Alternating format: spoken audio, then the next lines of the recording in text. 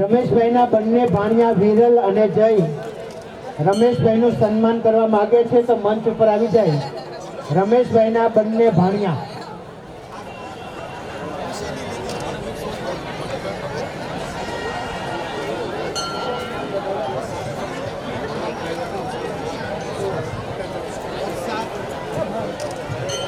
વરસાદ નજીક ને નજીક આવતો જાય છે.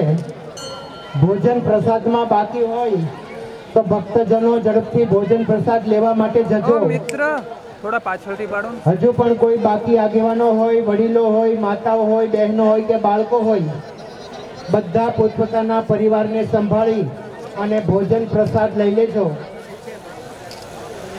જેને વિદાય લેવાની હોય એને રજા છે, જેને રોકાવાનું હોય એને આવકાર છે.